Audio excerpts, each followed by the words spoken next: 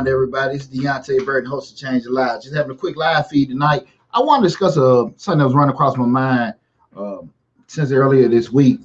Just dealing with some things, just with talking to friends and even things I go through with my own children personally. I just want to have a discussion in regards to, hey, how you doing?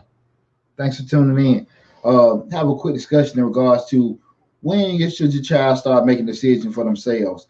Um, I know a lot of parents have different views on how they want to parent their children and how they want to, groom them for adulthood. And sometimes some parents give the kids um, all the autonomy in the world, and you got some parents that keep, their kids under iron fist, up until they get 30 years old.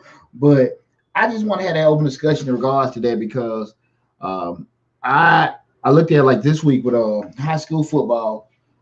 They had the National Signing Day. Some of the kids went to, sign the scholarships to get ready to go to college. And it's a great, exciting time. I went through that person with my oldest son, who's 26 now. And great time for a family to be able to experience that, especially looking at all the usual sacrifice you have to make for your child to get an opportunity to get a scholarship, or even just get an opportunity to just go to college. But what I thought about is in that process, a lot of times you had get to those points. Yeah, some kids decide they didn't want to play anymore, maybe in the eighth, ninth, or 10th grade. And then 12th grade, kind of looking at people doing that. Yeah, some people that may have moved their kids around from school to school. And then, all of a sudden things didn't work out with a new place or two that they went to.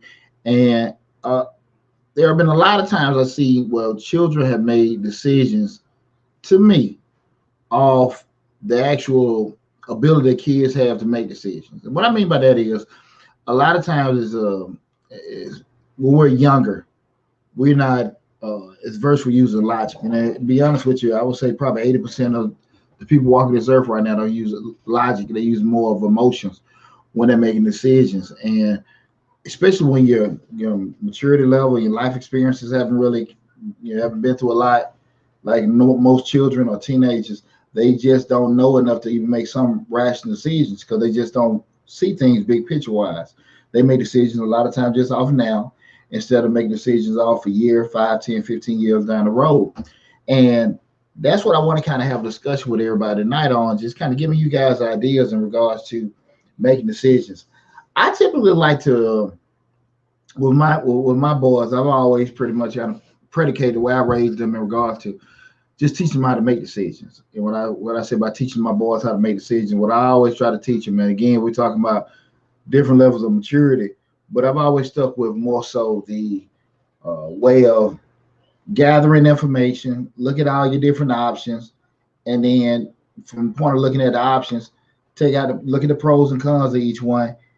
And with that information you gathered, the analysis you made, then try to make a decision from there.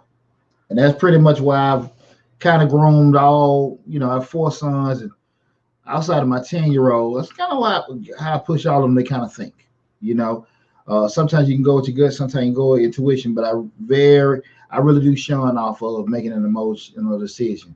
You mad, somebody pissed you off or something like that. I always try to make sure that I try to steer them away from that kind of thinking. I'm just some extremes I have, because a lot of times when people make emotional decisions, if somebody pisses you off or something upset, or you just like a certain thing, you don't go through the analysis and look at, the different options. What's going on, cuz? The different options that you have in regards to that. So that's why I want, again, you can't tell a parent how to raise their child, but, depending on who you talk to, as a friend or somebody trusts your opinion or you trust their opinion, you can have those kind of conversations. But that's been the biggest thing I would told all my sons, man, listen, just try to just look at the situation, gather as much information. If you're pissed off, you're mad with something, just step back at it, maybe come back to it, revisit it the next day or so, but never, ever try your best to avoid making a decision when your emotions are heightened. You mad or you super happy. You be in a situation where you just like, oh man, my girl just did all this stuff for me. She probably isn't the best person or has been doing the best things for you. Let me change that. And because she did something that really excited you, you kind of forgetting about all the other stuff that didn't happen. That can happen for you if it's your girl, your child's girlfriend or their boyfriend. But I really try to just push really with my children to try their best to try to think rationally and logically about a lot of things. And that's why I want to have that conversation, because I think far too often that children are given the opportunity to make decisions. And I just don't think a lot of times they're mature enough to understand the ramifications of all their decisions. When, me being a rec football coach for 20 years, and I see a lot of times, you call parents up, hey man, you ready to do this? Y'all ready, get ready for the season? He don't want to play. He don't want to play. And I'm just like, why doesn't he want to play? Well, he said he don't want to do this, he don't want to do that. And I was just like, I think that's bullshit. I think all kids want to, I say all kids. If a kid's been playing a sport before and they had fun, they still want to play. They just don't want to go out there in that Georgia sun and practice. That's what they don't want to do. They can go to the games and just have fun at the game, they'll do it. But the whole option of having to practice, that's what most of them don't want to do. And a lot of times parents will get their kids that out because the parent really didn't feel like taking them up. The parent want to stay in bed to get off of work. They don't want to make any kind of time sacrifice to do it. And that's why a lot of times I think kids miss out, because they're given that opportunity to make that out. Because for a parent or for a child to be able to do certain things, somebody had to make, some adult probably had to make some kind of sacrifice. Parents, sibling, aunt, uncle, aunt, grandparents, whoever, surrogate, whoever, they had to make some kind of sacrifice either for, to make that thing happen. And a lot of times you have adults that just really don't want to give the extra sacrifice. They want to go home and chill and, rest after work. And I get it. But your child is always going to be kind of limited because some things they won't be able to do because they can't get themselves to practice. And that's one of the biggest things. I just think that when a child can sit here and make a decision, when I say make a decision, we're talking about a longevity decision. Where they're making a decision now that can affect their future, 5, 10, 15 years down the road. I don't want to, be part of the band. I want to, I don't want to do debate anymore. I don't want to play basketball. And they have some kind of promise or something going in that direction.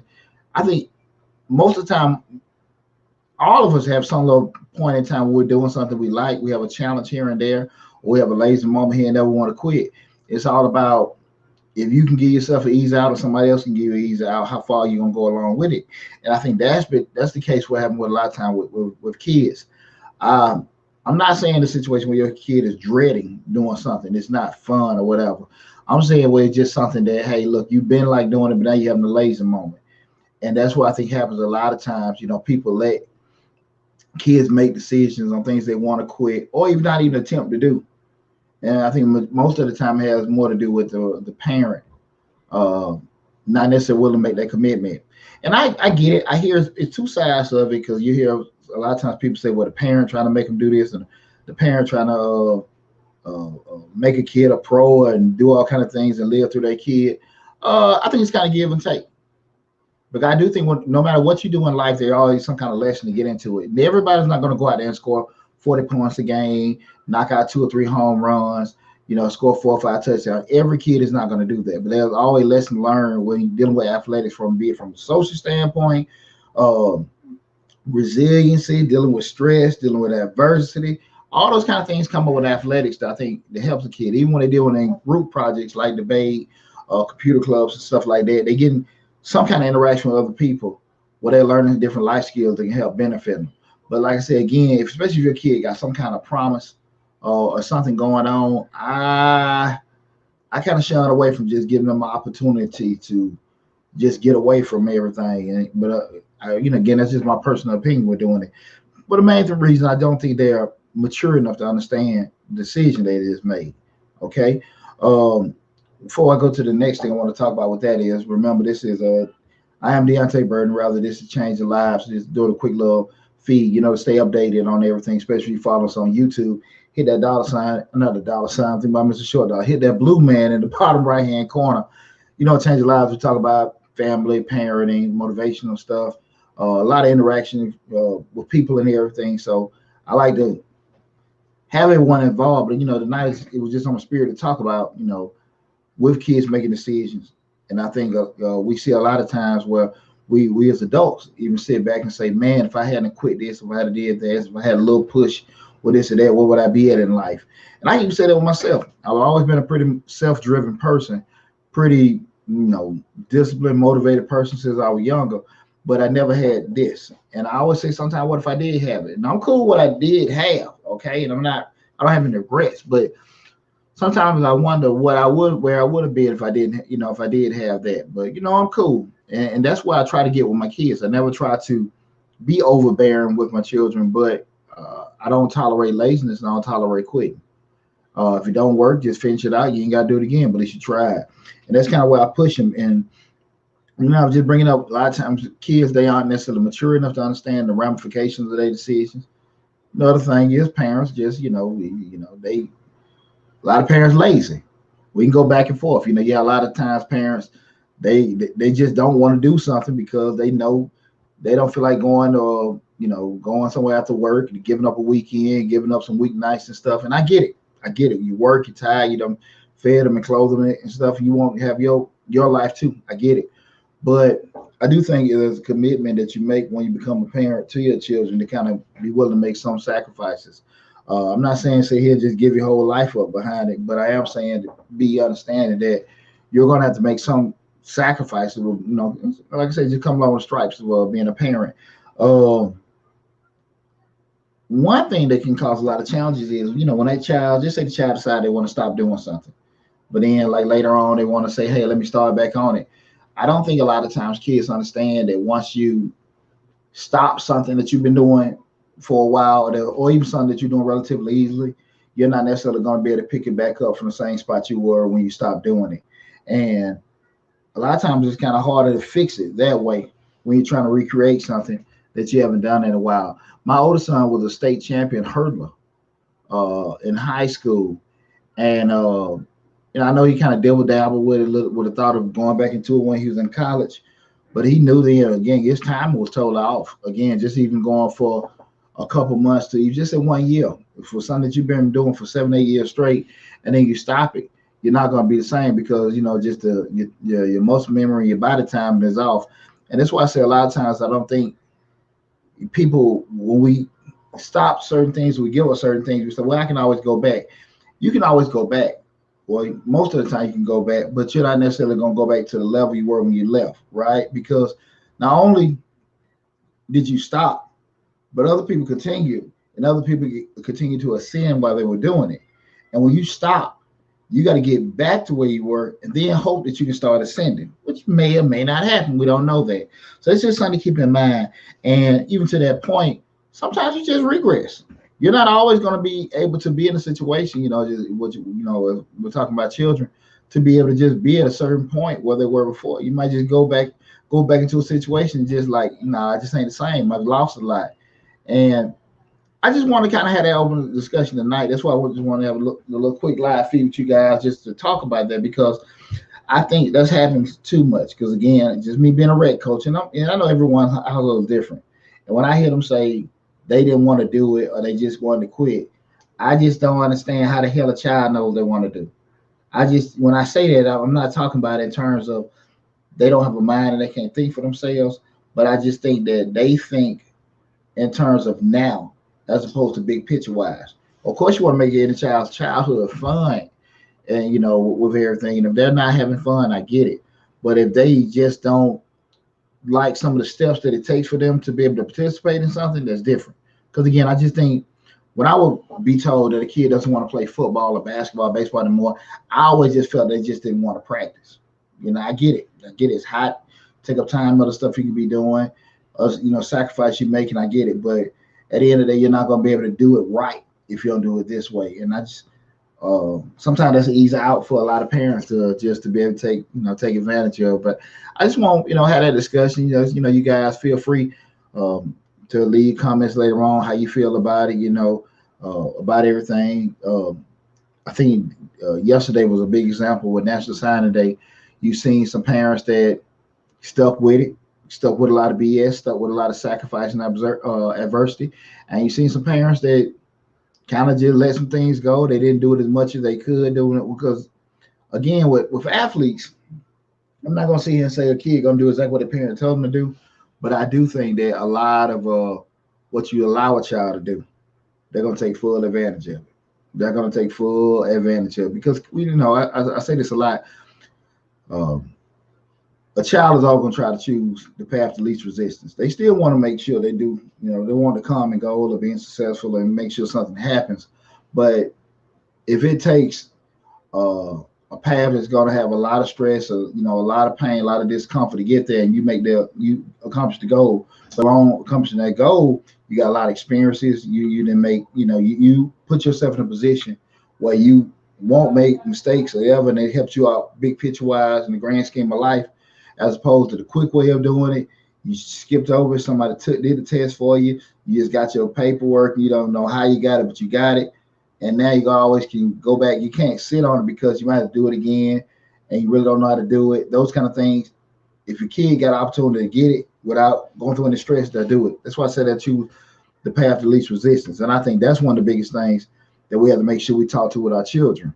That listen, just because that's the easiest way, that's not the best way. We see that as adults. A lot of times when people get a task or whatever, get something to get accomplished, they or do something like supervisor might tell you, hey, I need you to do it this way right here because this way is going to guarantee that we'll have no leaks. We ain't gonna have no kind of mistakes. We gotta go back and fix it. But you're like, nah, that's gonna take 3 hours. I know it's a quick way to do it in 30 minutes, and it's gonna look just the same. You do it that way, then something breaks, and you go back like, man, I told you to do it this way. But the way was more difficult to do it that way. But that alleviates any kind of mistake, so you have to go back and fix something. But a lot of times children, they don't see that. They just see, look, that's just tougher, and I don't want to deal with it. And I think as parents, we have to be the ones to sit here and say, listen, it's going to be tough for you. Hell, it's also going to be tough on me with my time because I'm going to give up while you're doing it. But in the big picture, it's going to be the best, So, again, I appreciate all you guys that tuned in. If you come in later, just see the video, feel free to leave comments and everything, share the videos. And make sure you subscribe to the YouTube channel. Say again, Change Your Lives. We talk about motivation, personal development, family interactions, parenting, all kind of great stuff. Hit that blue man bottom right hand corner if you're on YouTube, so you can stay subscribed. Also follow us on Facebook on the Changing Lives, also on TikTok on the Changing Lives, and you can also follow me at Deonte_77 on Instagram. Great talking to you guys. You guys have a great weekend. Let me make sure. I'm seeing comments. Chat. Stay safe out there. Stay masked up. Make sure you check out Change Your Lives this Thursday at 8 p.m. Eastern Standard Time. Take care.